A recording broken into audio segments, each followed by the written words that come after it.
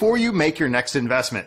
Do the math and join the over 15,000 new customers who have recently made the switch to SD Bullion. Why pay more?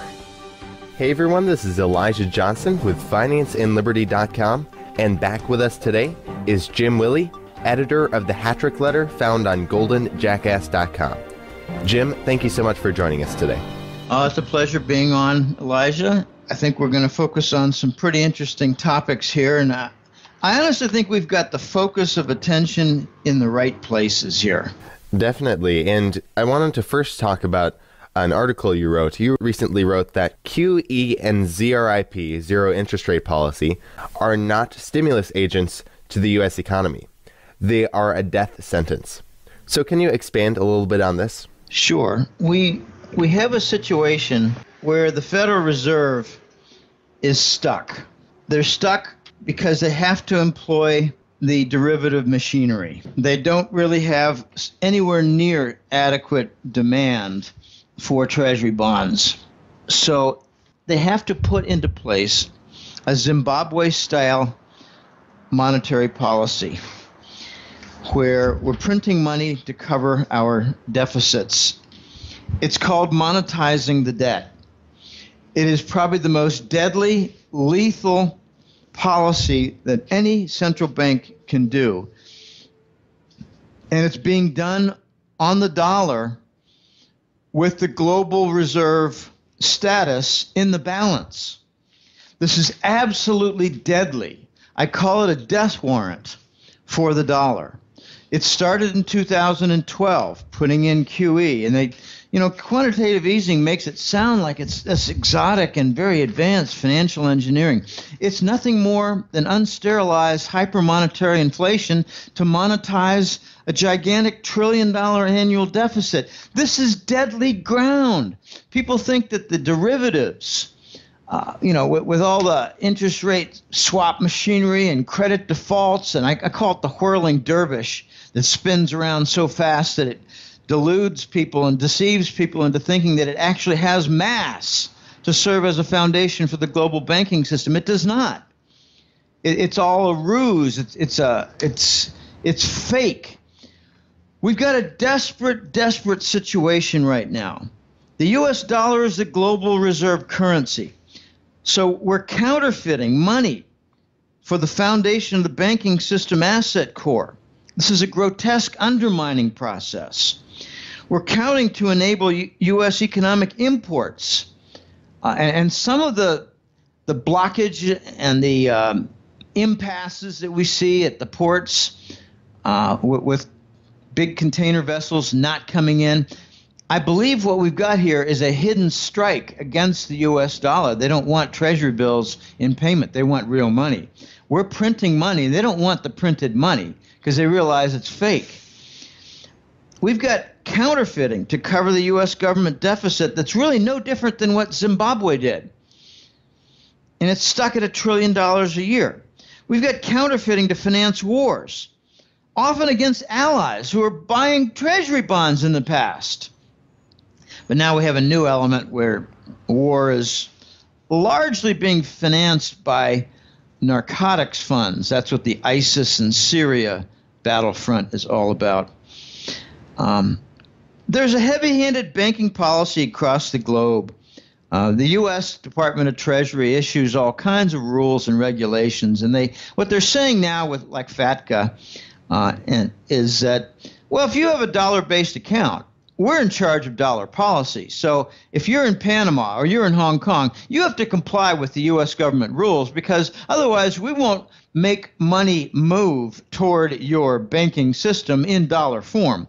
So it's very heavy-handed, and the backlash is producing a global revolt and rebellion, and if not a boycott against the dollar and the entire U.S. government finance. No longer the world feels trapped, though, now. No longer, because they're pursuing alternatives and other options.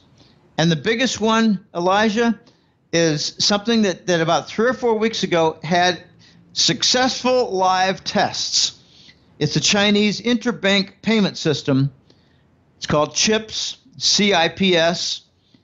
and it acts as an alternative to the dollar-based SWIFT bank-to-bank transaction system.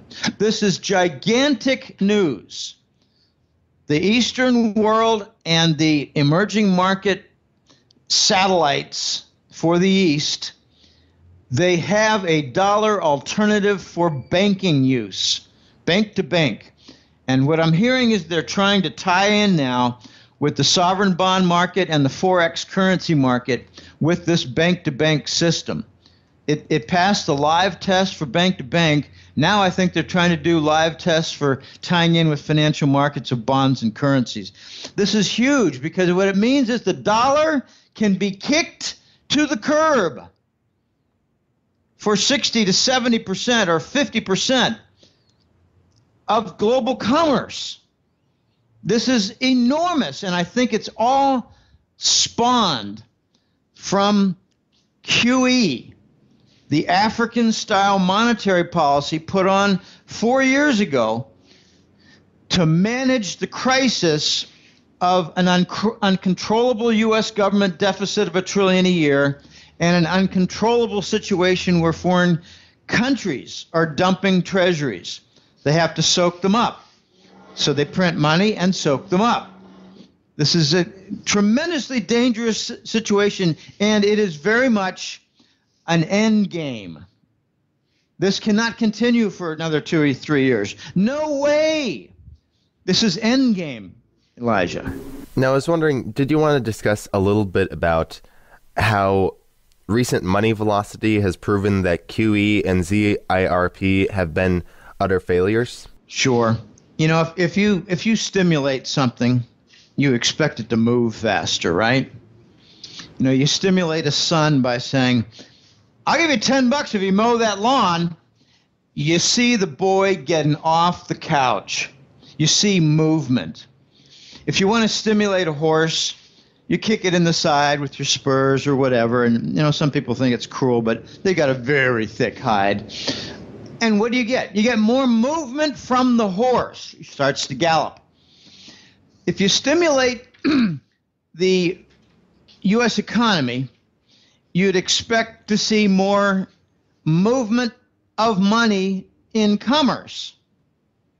And there's a measure for that. It's called money velocity.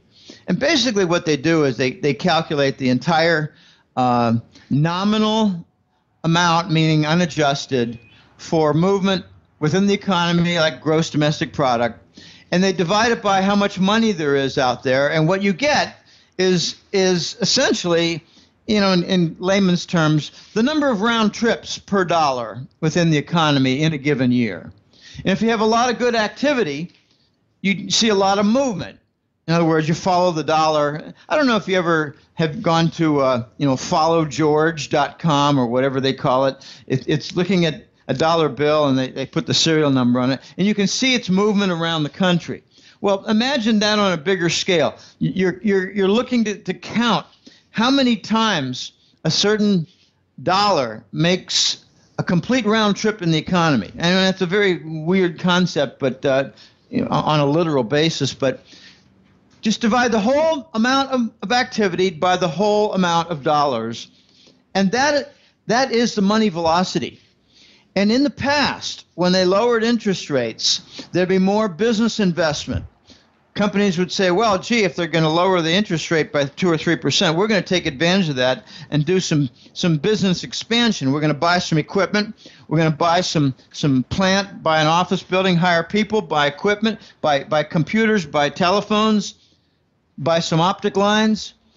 That's activity. And that's usually spawned by lower interest rates. Well, in the last 6 years since Lehman, the predominant amount of activity has been in emerging market nations, not in the United States. U.S.-based companies have openly stated we're not expanding. We have no plans to do a capital investment on an increased basis in the United States, but we are in the Pacific Rim, or we are in Pakistan, or we are in India, or we are elsewhere, Mexico, in Brazil. So it's been like a strike against the U.S. Too much regulation, too much environmental control, too many expected fringe benefits and health benefits. They don't want to have anything to do with Obamacare. Obamacare is a gigantic failure and deterrent for any new business activity in the United States. All right, so if you look at a chart of money velocity over the last several years, and the Federal Reserve of St. Louis, they maintain these databases and charts very effectively. I think the smartest of all the Federal Reserve analysts operate out of St. Louis. You see a 40% decline in the money velocity just since Lehman. So what are we doing? Where's the stimulus? It's like, okay, you're stimulating something, but the guy is still on the couch. The guy fell off the couch, and he's now on the floor. There's no stimulus. So where is the stimulus? Well, if there was any, and it probably was for a while, it was in the financial markets with the bond markets, mortgage bonds and treasury bonds and junk bonds. When you see a lot of movement in treasuries, everybody tends to think, well, the junk bond sector is a good opportunity now because of, distress in the system being relieved. Well, now you start to see huge distress in the junk bond market, and you're starting to see fractures and fault lines in the treasury bonds, Elijah. This is getting to be extremely dangerous with respect to, say, primary dealers.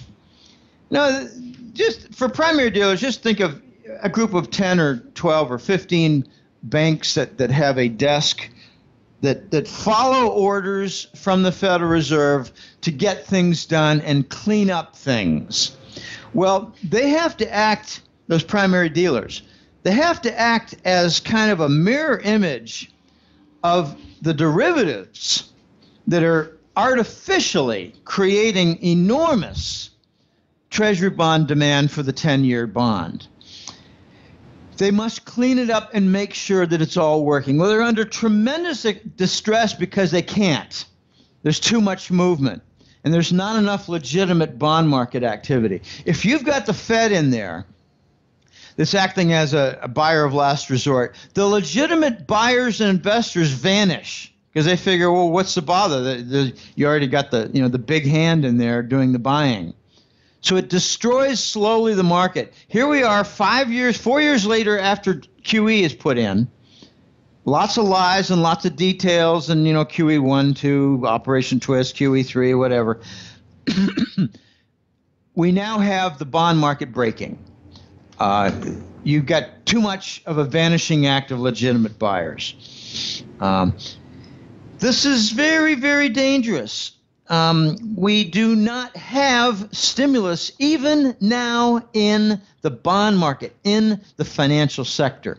QE has wrecked the movement of funds even in the financial market. They say the Fed is the buyer of last resort. Well, now it's becoming the buyer of primary resort even in the stock market. The primary bond deals, I should get back to them because they're not able to provide the mirror image activity for cleaning up after derivative action, the artificial action. And there's some direct evidence that it's not working and they can't get things done. And that has to do with the statistic called failures to deliver on treasuries. Now, a lot of false information, propaganda has come out, Elijah, regarding failures to deliver. We are told that, there's so much demand for treasury bonds that we just have a hard time delivering on them 2 to 3 days later in legitimate fashion. No, it's a bunch of bullshit. There's so much derivative machinery creating artificial demand that the cleanup process to match reality in the bond market with the artificial nonsense in the derivative machinery arena, there's so much mismatch and lag time and overwhelmed volume that you're seeing enormous amounts to the tune of $25 billion a day in failures to deliver on Treasury bonds. It's not evidence of a brisk market. It's evidence of a broken market and a derivative arena that has become too dominant and cannot match with reality. We're in breakdown mode, Elijah. This is breakdown. The dollar is breaking before our eyes, loaded with lies on its actual breakdown. We've never seen anything like this in the history of modern mankind.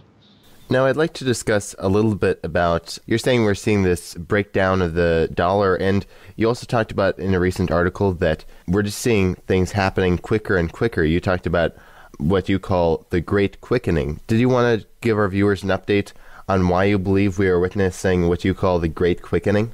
Yes, I wrote an article about 3 weeks ago, and it was a very different kind of a format that I used. I just put a giant category, and I listed in one-liners a dozen events. Then another category, another dozen events. Another category, another 8 events. We have, in the past, if you had looked at this list in, say, 2005 or 2006, you wouldn't be able to put even 10% of this type of list together. The events just were nowhere near as numerous, nowhere near as important, nowhere near as comprehensive as part of the global revolt against the dollar. And you know, I look at these events and then I try to match up with what you see in, say, Wall Street Journal or the New York Times business section. They don't cover a quarter of them. There are enormously important events taking place right now. And we don't even have coverage in the main press in the United States. They're not doing their jobs. They're not telling us what's going on. I had to adjust something on my head. They're not even remotely competent financial journals anymore. So what are these important events? Well, the East is going into a de-dollarization mode. The Russians and Chinese are doing all their oil trade outside the dollar. It won't be long before the Saudis announce that they will do a significant amount of RMB, Chinese currency-based trade with the Chinese. In other words, the Chinese won't use the dollar to buy Saudi oil. There are all kinds of new non-US dollar platforms in construction. They're not just construction anymore. They're being funded, they're being tested, they're being used. We got the Asian Infrastructure Investment Bank, the AIIB. It's basically made obsolete the IMF. The International Monetary Fund is not important anymore. It's just a slush fund for, paying the people who are running Ukraine and Greece and driving them into the hole.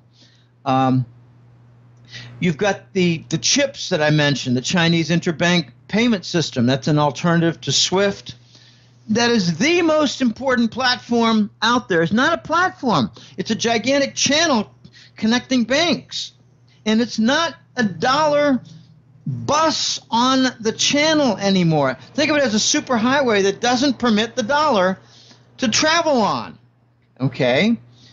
You've got hugely important predatory wars going on. Yemen, Syria, Ukraine, these are all massive blemishes against the U.S. They're U.S. and their allies committing genocide, wrecking economies, killing people in hospitals, destroying schools, wrecking generating plants for electricity. The war crimes are everywhere. You've got incredible, unique U.S. dollar shortage going on right now. There's what you call a margin call. I mean, lots of different assets are being liquidated. Contracts are being liquidated. Instruments are being dissolved and just going away, and they need dollars to settle them out. It's producing a massive dollar demand, has nothing to do with commerce, has everything to do with liquidation. And that's driving the dollar exchange rate up. You have the petrodollar being dismantled, and so much about the petrodollar is not being reported, but the preliminary hint that I got was that the Credit Suisse and UBS Swiss bank crime center stories were pretty much faked so that the U.S. government and London bankers could take control of the two large Swiss banks and then steal all the Saudi and Arab gold. When I heard about that, I thought, well, the petrodollar just has a year or two left, and we're going to toss the Saudis under the bus. Now I think that this quickening is becoming so nasty that we're tossing the Saudis under the bus by encouraging them to have a war in Yemen. It's not going well. And in order to do the war, conduct the war, they need to buy U.S. military weaponry. They're doing that. And at the same time, the U.S. Department of Treasury has told them that we're never going to give you back your $5 trillion in Treasury bonds. So we stole the Saudi gold in Switzerland. We're stealing the Saudi Treasury bonds in the Department of Treasury. We're forcing them into buying U.S. military weapons in Yemen. And it's all falling apart in Ukraine, Syria, and Yemen. This is the great quickening on the war front. Then we have the quickening with the money supply. I'm sorry, money velocity down 45%. Then we have a quickening taking place with inhibited movement of money for pension funds, insurance business, individual savers. My father's getting 0.75% on like $750,000 worth of CDs. This is ridiculous. This is slowing down the economy. Insurance businesses cannot make enough money to satisfy payouts for, say, property and casualty accidents, like a tree falling in the house, lightning hit the house, a car accident, whatever. Insurance companies are eating their nut now. They cannot make money to cover their costs.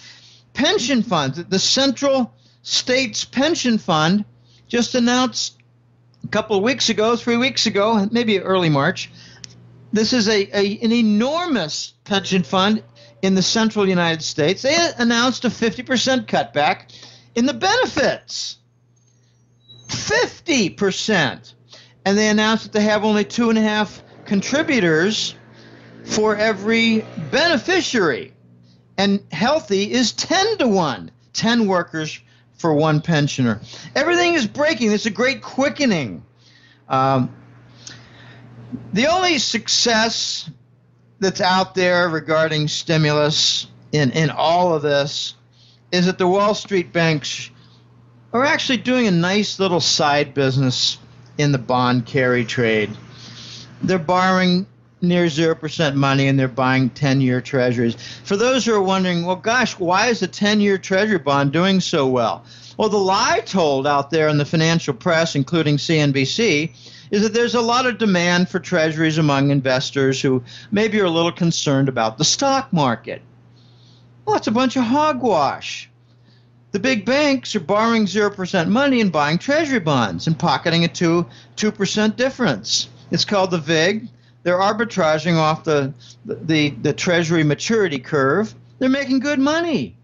Add on nice 25 to 1 leverage for the futures contract, you're making 50% a year. This has nothing to do with private investors shifting from stocks to bonds. It has everything to do with financial engineering and evidence of a broken system. The other thing that's a bit of a success is that U.S. government deficits are being covered by the interest rate swap machinery. They're fabricating bond demand, and there's almost none out there. All nations in the world, almost all nations out there in the world are selling treasury bonds. The dumping has never been this bad in the history of the U.S. government, modern day history. So these are some of the events for the quickening. I mean, there's so much more. You've got massive demand in gold and silver. You got shutting down of mining projects because they can't make any money. You got Europe dealing with sovereign debt problem, banking insolvency problem, Deutsche Bank problem, Russian sanctions that they don't want, but the European Union commissioners do want. and what I call the dumping of human garbage on Europe, the refugees. I love telling this one little brief story, Elijah. Back in August, I asked the basic question after seeing these boatloads of people hanging on the yardarms to be dropped off in Greek and Italian ports. I asked a basic question: who's paying for their passage? They're refugees. They don't have anything in their pocket. They can't feed themselves, but yet they're able to pay passage? Why doesn't the U.S. financial press ask the same story or ask the same question? So I found the story. I found it. In fact, the Austrian government intelligence agency provided a good piece of information. They came back and said, after investigating the refugees that arrived in Austria, they found that U.S. non-government offices, non-government organizations, they call them NGOs now because they're so horrible. They've been doing a lot of horrible things for mankind and our societies, that they've earned a name of NGOs. NGOs are a little organization fronts like for Langley and the Soros Foundation. They're paying for the Syrian refugees to enter Europe. Why?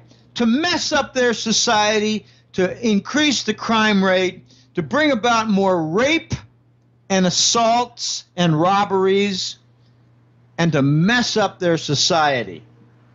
Okay, well, gee, that seems to be going well. Angela Merkel is trying to defend it, saying to her people in the German population, give the refugee problem more time to work itself out. In other words, give it more time to contaminate our whole country. This is part of the quickening. The quickening. In the meantime, you have Russia and China working on their Silk Road and Belt, as they call it. I like to call it the Eurasian Trade Zone. It's also known as the Eurasian Economic Union. So much is going on. If for those who like to think in terms of biblical framework, remember we've got the 7 bowls of water. I'm sorry, 7 bowls to ruin the earth. I'd like to mention several candidates for the 7 bowls. The chemtrails are messing up the air. The fracking by Halliburton is messing up the water tables. The GMO virus preparation for seeds and all this by Monsanto is messing up the food. QE and the Federal Reserve and all their satellite central banks are messing up the money. The Center for Disease Control and Fort Detrick Bioweapons Laboratory are messing up all the vaccines by lacing them with the actual viruses. Now you've got the human refugees infecting Europe. And by the way, for those Americans who would like to know a little more about what's going on, United Parcel Service, UPS, is now doing middle-of-the-night shipments of human garbage refugees, and they're landing now in New Orleans, where they're dumping 10,000. They do not have proper identification. They do not satisfy proper customs requirements, immigration requirements, or any requirements. And the 7th bowl, it's the Halliburton dumping of radioactive substances 100 miles off the coast of California and blaming it on Fukushima, the dumping and ruination of the ocean. So air, water, food, money, vaccines, society, and the oceans. Those are potentially 7 bowls in a biblical sense. And, let's not leave out the cancer cures. We had some murders that took place in September. I regard this as part of the quickening because they're being revealed. You had about 8 to 12 doctors, mostly in the southeast United States, who were about to come forward to explain that they've had successful cancer cures, even of advanced, horrible cases of cancer, and all the doctors were murdered and it got in the news. And I happen to know somebody in Panama whose sister is a medical technician and knew one of the killed doctors. The doctors were about to go to a conference and explain their cure for cancer and what they've researched to understand the contents of vaccines to be immune system suppressants. Part of what's in the vaccines across many types is something to suppress the human immune system. They also managed to shut down, now the attackers, those who killed the doctors, they managed to shut down a plant in Europe that was producing the substance. It's a substance to put your antibodies into hyperdrive. And they shut down that, and you won't find the murders in the main U.S. press or the Western press. They actually poisoned a lot of doctors in a European conference where this was the main theme. Oh, just had a bad day. The pork was bad or the fish was bad. Yeah, it's so easy to come up with the stories that the public believes. So we got a quickening. The central bank activity, this is really interesting. Most of them are amplifying toward infinite volume, like the United States Fed and the Bank of Japan, their central bank, and European central bank. But a lot of other minor secondary central banks are breaking ranks, Elijah, and we no longer have a case where we can say all the central banks are pretty much doing the same thing. They're all aligned. They're not anymore. They're not. Now, I'd like to talk a little bit about a topic that you had mentioned a little bit earlier. You were talking about precious metal markets, and you were saying that we're seeing massive demand for gold and silver amidst the shutdown of mining projects. Now, I talked with you about this last month. I guess, did you want to just give us an update on how the precious metal markets have progressed in the last month, and how do you see precious metals comparing to other asset groups? I saw a very interesting chart. It had about 10 different things on it. 10 different asset groups on it, and most of them were heading down. I mean, 8 or 9 of them were heading down, and only one was going up, and that was gold and silver. It's the best performing asset class this year in 2016, and we've only passed the first quarter, 3 months completed. If you look at the multi-year chart, you see a downtrend in gold and silver, and in the last year or so, you saw some movement down, but it was basically a leveling off. All that has been reversed. All the downtrend lines have been smashed with movement up, both gold and silver.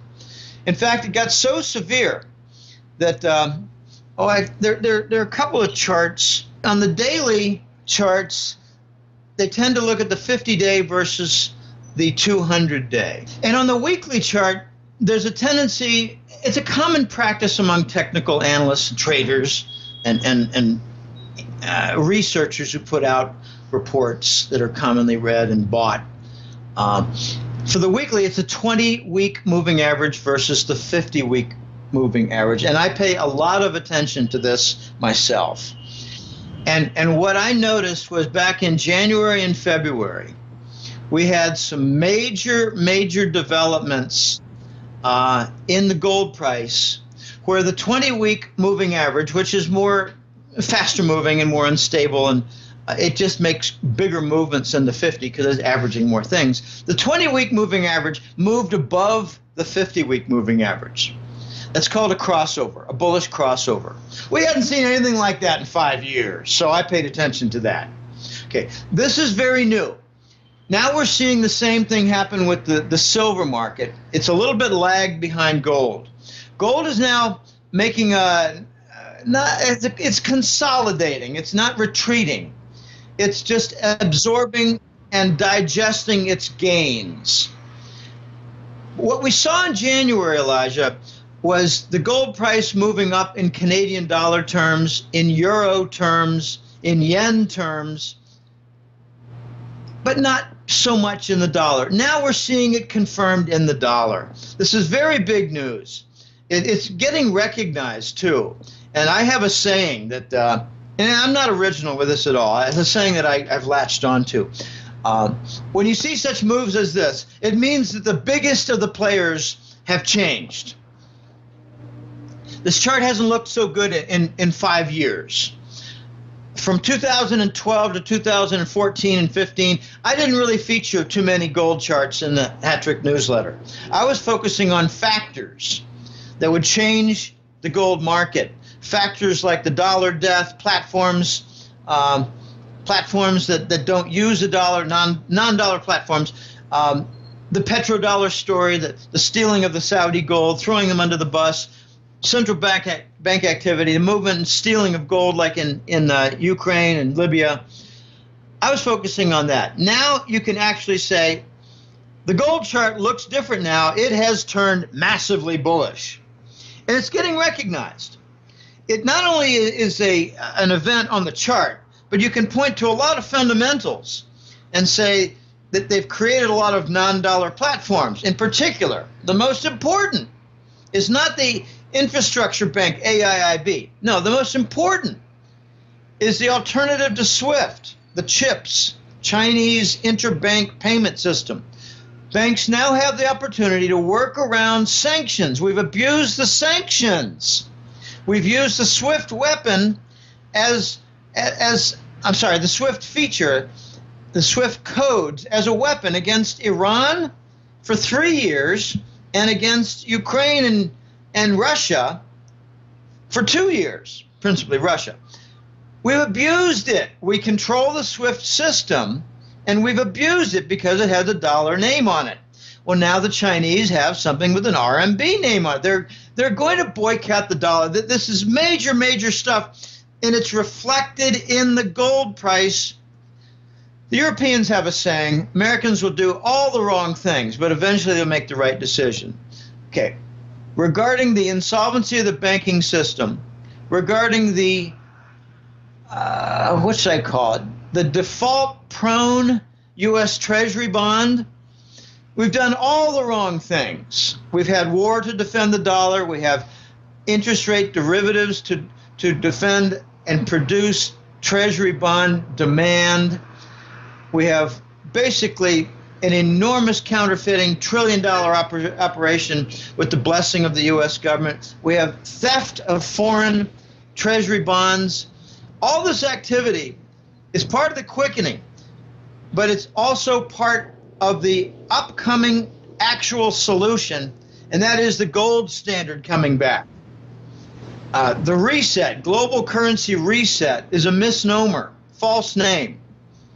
The reset is the reinstallation, the return of the gold standard. It's going to start, Elijah, I've said this before a few times, it's going to start with trade.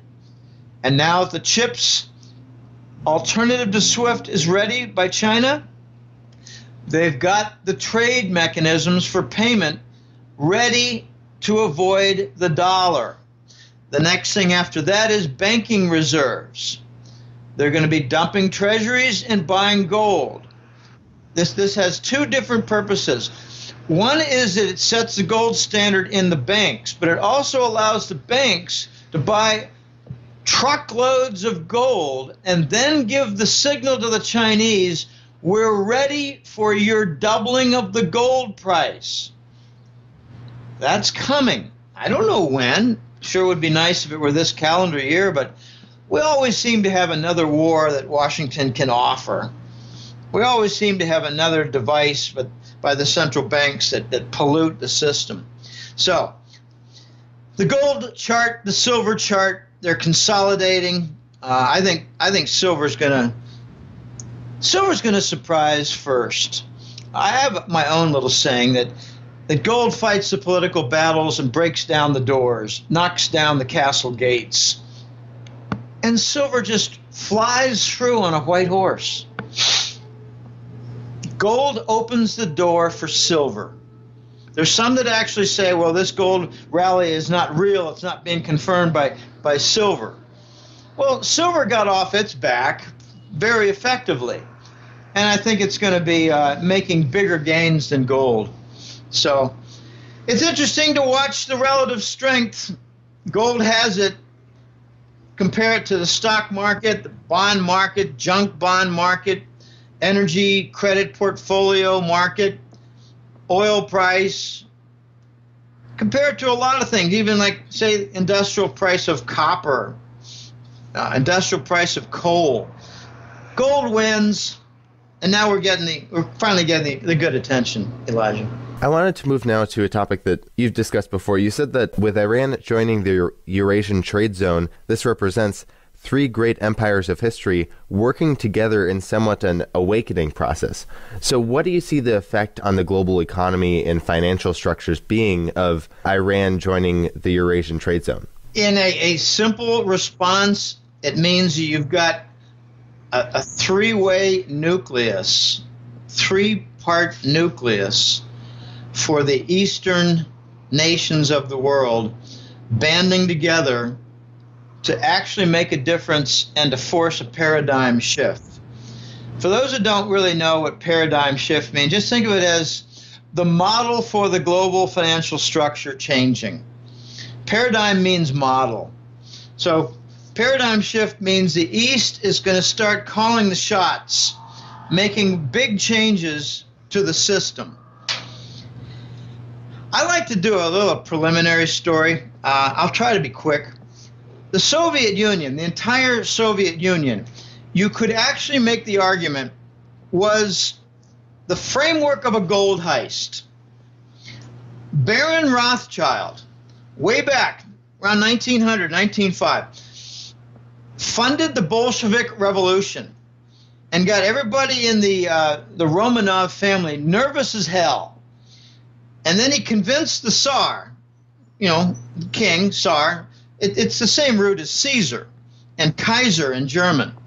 He got the Tsar to put the gold in safekeeping in London and Paris. Then they killed him. So you set up the Bolshevik Revolution. You make the Tsar nervous as hell.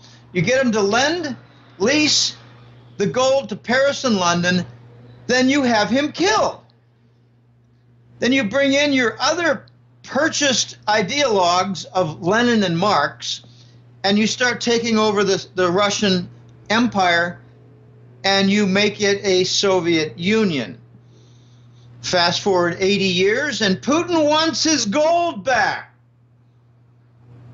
Is Putin a bad guy for wanting repatriation of the Tsarist gold, which might have been on the order of 15,000 tons, maybe twice as much as Fort Knox? Russia was an empire back then. Russia is awakening. That's my point. Now go to China. Very few people know that Mao Zedong was a member of the Skull and Bones, a secret society of Yale University. The elite Satanists. So they convinced China to become a communist nation, offered a lot of benefits to the Chinese leaders, and the Great Dragon was put in a deep freeze. Well, you don't fast forward 80 years, you fast forward 60 years, and you get the awakening with, say, most favored nation status to China. At the same time, Hong Kong turned over to Chinese control. They didn't change much anything in Hong Kong. They're using it as a model. Okay, awakening of the great Chinese empire. Now let's turn to Persia, otherwise known as Iran. Back in 1950, the U.S. threw out Mossadegh, and they installed the Shah. The Shah of Iran was one of the biggest pieces of human garbage ever to sit on a throne. He used the Savak security agents to go across Europe and murder Iranians all across Europe, in particular Germany and France. Then you had suddenly in 1980, timed with the Iran, hostage case in Tehran, you had the Ayatollah Khomeini come out of where to lead the Islamic Revolution in Persia? He came out of France. Why was France so friendly to him? I think a lot of this is efforts to put the old Eastern empires in the deep freeze, put them to sleep, anesthetize them. And now the Persian Empire is awakening as they've convinced China to assist them to put aside the sanctions, have the Iran nuclear talks, and have recognition that most of the threat that Israel bandied about in their propaganda was pure nonsense. Okay, so 3 former great empires are awakening, Elijah. They're coordinating their time frame. They're working together. You got some big projects now with Chinese funding inside Iran. You got some other Russian projects involved. The Iranians are very heavily involved in buying Russian weapons and missiles. They bought Sunburn missiles. The U.S. will not attack and rape and pillage Iran like they did Iraq, because Iran purchased a lot of really advanced Sunburn missiles. And if U.S. attacks Iran, Iran will sink the U.S. naval fleet in the Persian Gulf. And that could be why the Persian Gulf no longer has a U.S. Navy presence for the first time in 40 years. So a lot going on here. I'm encouraged by Russia, China, and Iran working together. They're going to coordinate things with Pakistan and India. They're going to coordinate things with the former Soviet republics. They're going to get, I think, Germany on board.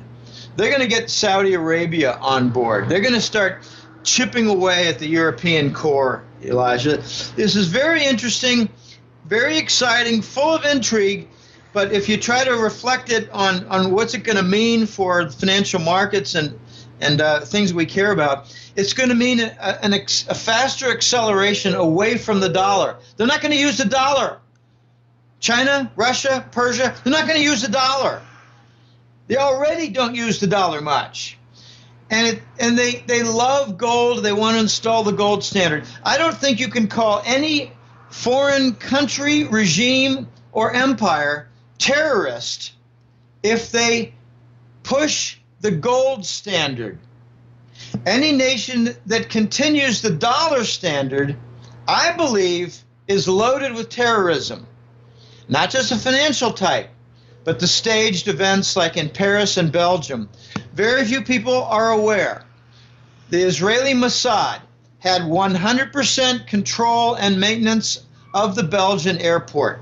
So either they are extremely incompetent to have a terrorist event under their noses, or they were in charge of it. I tend to believe 95% toward the latter, they were in charge of it, 5% the former, that it was just an infiltration, because the Israeli Mossad has a reputation of being the most expert in the world. They're so expert that for the last 20 years, the Saudi royals have hired the Israeli Mossad for personal security. Little known fact, yes, the Saudis hire Israel for their own elite security. So, was Belgium an ISIS attack? Well, maybe. Was it an attack by the Turkish cooperation within the guerrillas of ISIS? Maybe. With the door opened by the Israeli Mossad. And advance warning given to the Belgian government security little apparatus, where they stood down, got out of the way. We got staged terrorism by the dollar proponents. Okay, that's my speech on the three-sided Eurasian trade zone with the old empire's awakening, Elijah. Well, before we let you go, I wanted to just touch on one last subject. I wanted to talk a little bit about the BRICS nations. You've talked about how the BRICS nations are showing evidence of falling apart in recent months. So what do you see are the weak points? The weak points are the oil-based economies within the BRICS. And bear in mind that Mexico and Venezuela are not BRICS core members, but Brazil is. Brazil's got a major problem in that Petrobras, their national state-owned oil company, is riddled with corruption, riddled with debt, riddled with inefficiencies from poor investment. You know, when you're making sweetheart loans to politicians and executives, and when you're making bribes to politicians, and you're making all kinds of bad decisions with people in high positions within Petrobras, you ruin the company. And that's what Chavez did in Venezuela. And, you know, put it on a new level of self-destruction, you find out what Pemex did in Mexico.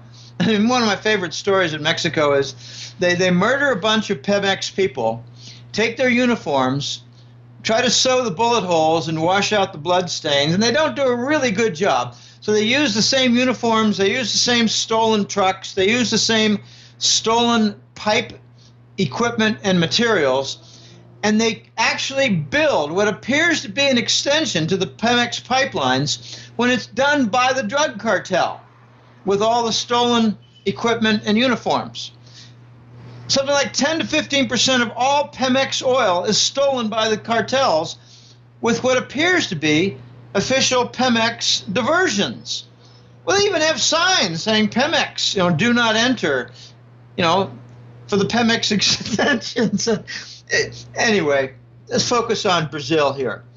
They've got extreme problems with Petrobras. They've got debt payments due real soon.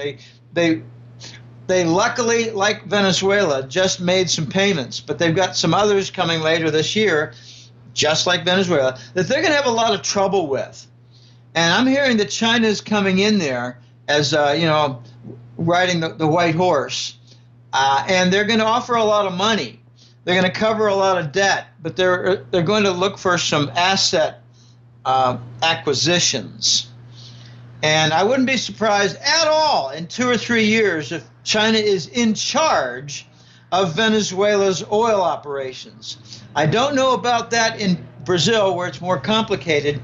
They've got the salts. The salts are enormous oil deposits under a layer of ocean salt. And the Brazilians have resisted for quite a while in allowing foreign companies, you know, like Dutch Shell or Exxon or Rosneft from Russia. The obstructions have been in there steadily for foreign acquisition or investment stakes is a better term. Like Rosneft would come in and say, we're going to buy an 18% investment stake and slap down several $1 billion. And we're going to be working and building some of the platforms. And Brazil doesn't have so much in their own obligation for putting up money, putting up materials, putting up manpower. Okay, that's very important. The Brazilians are caught between a rock and a hard place, caught between a salt layer and a hard place. And I'm sorry, I'm getting silly. They're caught between an ocean rock and the sea salts layer. And they have to make some concessions. But something very interesting is going on in Brazil behind the scenes.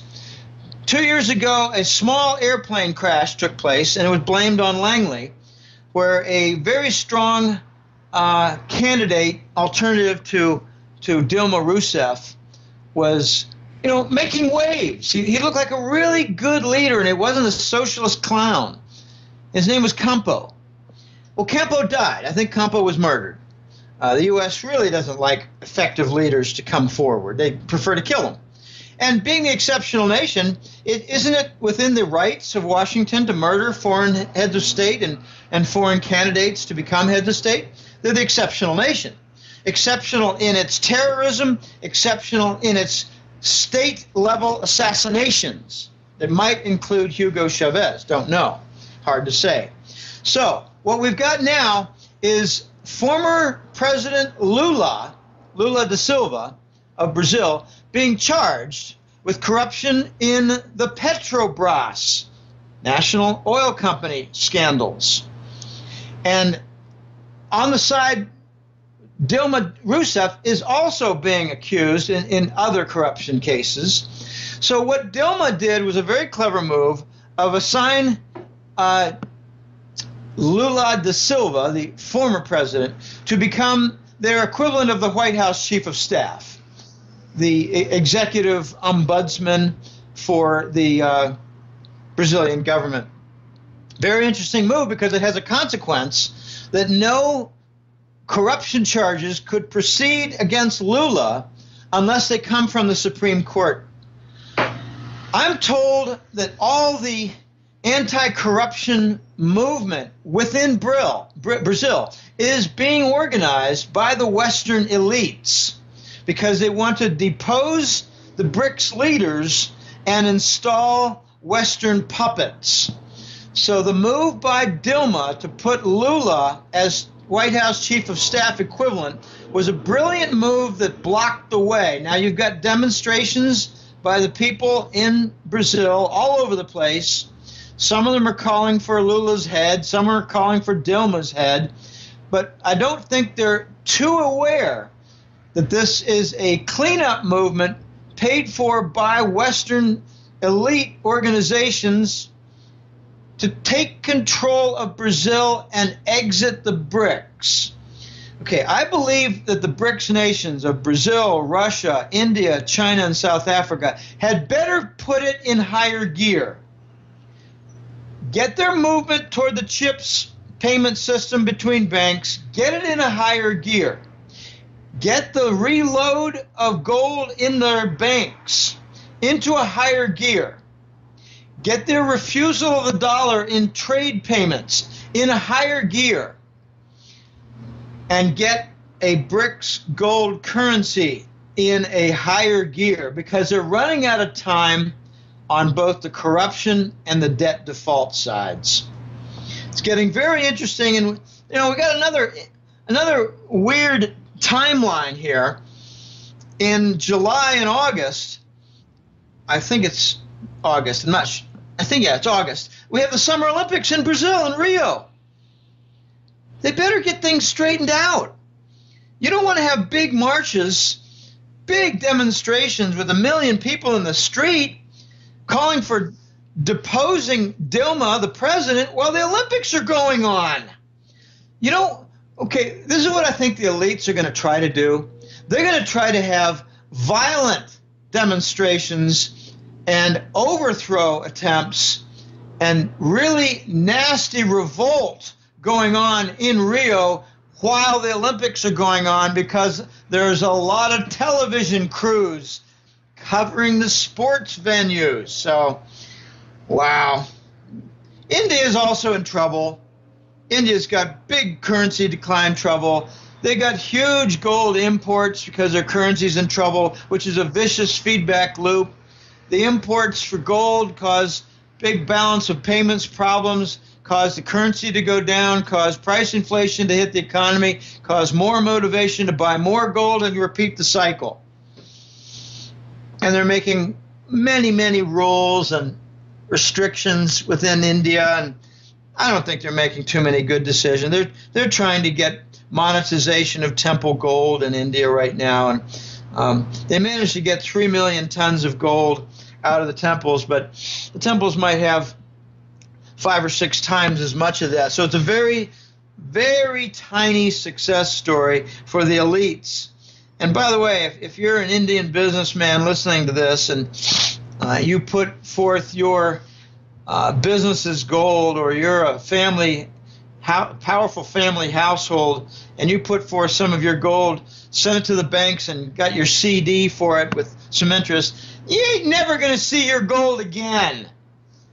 Because it's a Western elite plot to get the gold out of the temples and the households. Indian households have between 15 and 20,000 tons of gold. They have twice what was in Fort Knox. And it's largely stayed out of their banking system. It's not monetized. That's the phrase used. Well, the Indian government, with instructions from Washington and Brussels, are trying to curry favor and get that temple gold into the system so they can steal it. It's what the Western nations do. War, bond fraud, and gold thefts. All right. Well, Jim, Willie, thank you so much for joining us today. Before we let you go, did you want to share with the viewers quickly, where they can find you and any last thoughts you had? Yeah, I don't have any more last thoughts. We covered a lot of really good ground here. I appreciate your guideline for the topics, Elijah. Nice job, and they're all very important areas and hot buttons, as I call them. I cover a lot of this in the Hat Trick Letter. Well, you're welcome. I cover this in the Hat Trick Letter. If you go to www.goldenjackass.com, no hyphens in there, no fancy stuff, you will see on the public page a lot of links for radio shows. I call them radio shows. They're podcasts. I don't care what you call them. They're online interviews that are something you can listen to with a link. Okay. I call them radio shows. Got a lot of radio shows, and I just now am having the 12th anniversary for the Hat Trick Letter. There are a number of public articles. In past years, I can honestly say that in 04, 05, 06, 07, 8, and 9, I wrote around 40 public articles a year.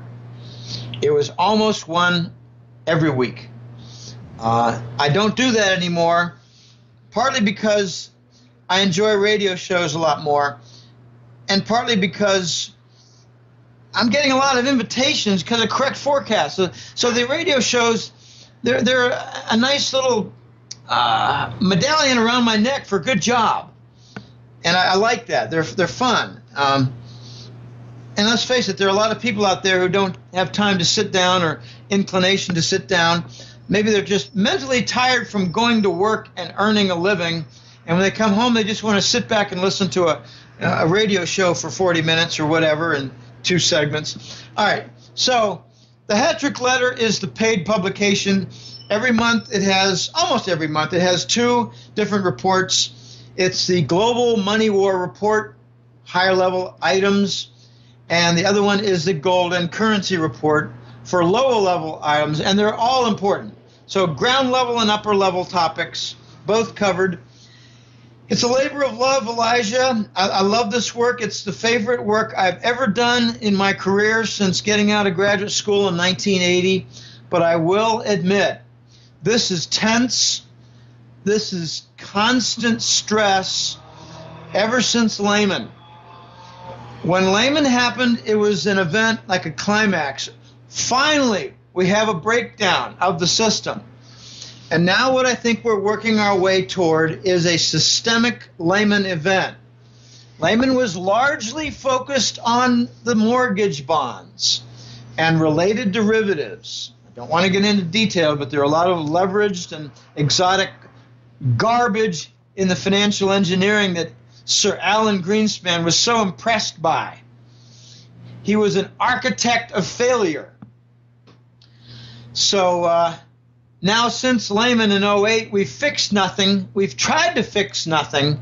We refuse to go on the gold standard. We refuse to liquidate the big banks. We refuse to do anything right, and we're resorting to war and QE to infinity and 0% forever, getting a lot of aid from other central banks. We're not doing anything right toward a solution, and that's why the Asians, the Easterners, the emerging markets, the BRICS, that's why they're banding together to do the right thing of bring back the gold standard, first in trade, then in banking, finally in currencies. So go to goldenjackass.com, bounce around, learn some stuff, get up to speed and stuff if you're new, and sign up for the Hat Trick Letter. You will not be disappointed. I get 2 compliments that I love to hear. I was away for a while after a past subscription. I never should have left. And the other one is that I've been resorting to your interviews exclusively, and I never thought to sign up, but I did, and now I'm kicking myself. So I just got a compliment about 3 or 4 days ago that I've been listening just to your radio interviews, and I finally signed up, and I'm in that second group, Jim. Count me in. I wish I'd signed up a long time ago. So sign up for the Hat Trick Letter. You won't be disappointed. Thanks for having me on, Elijah. And again, it's been interesting. This nightmare will not stop until the dollar is replaced and the gold standard comes back. This video was brought to you in part by ReluctantPreppers.com. Click here to watch Reluctant Prepper's latest interview with Dr. Paul Byrne, MD. How aware and prepared are you really for this? Your loved one becomes unconscious and suddenly you find yourself pressured to consent to organ donation. But what the experts are not telling you is that organs only come from living donors who are dissected alive without anesthesia. Pioneering inventor of the Preemie ICU and the Preemie blood pressure systems and founder of the field of neonatology, Dr. Paul Byrne, MD, joins Reluctant Preppers to draw back the curtain and expose the medical industrial government collusion that will set your heart pounding and send you running to warn your loved ones. This one is not to be missed, and share it with everyone you care about.